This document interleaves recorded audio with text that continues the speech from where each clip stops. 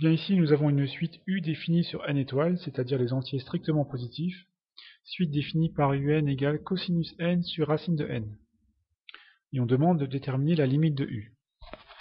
Donc déjà, en voyant cosinus n, on se dit qu'on va encadrer cosinus par moins 1 et 1, qui est une propriété de première. Donc en première, on a vu que pour x réel, on a cosinus x qui est compris entre moins 1 et 1. Donc puisque c'est vrai pour tout x réel, c'est vrai en particulier pour tous les entiers strictement positifs. Ici, on va avoir n entier strictement positif, donc le cosinus n va être entre moins 1 et 1. Donc pour n strictement positif, cosinus n est compris entre moins 1 et 1. Ensuite, pour faire apparaître un, il faut qu'on divise par racine de n. Donc racine de n est strictement positif. On peut donc diviser par racine de n et ça ne changera pas le sens des deux inégalités. Donc puisque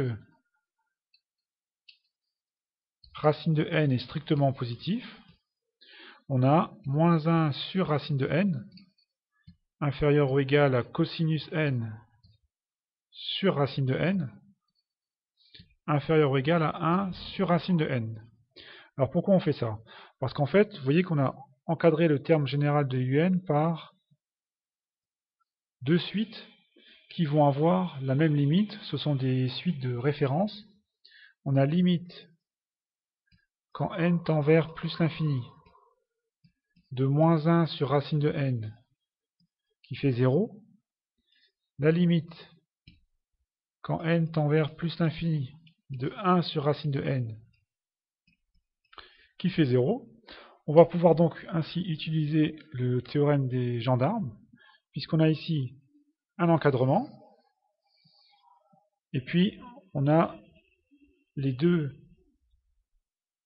suites qui ont exactement la même limite, 0. Donc d'après le théorème des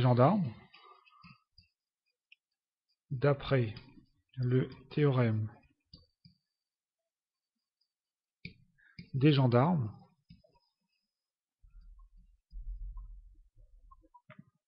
limite de cosinus n sur racine de n quand n tend vers plus l'infini égale 0.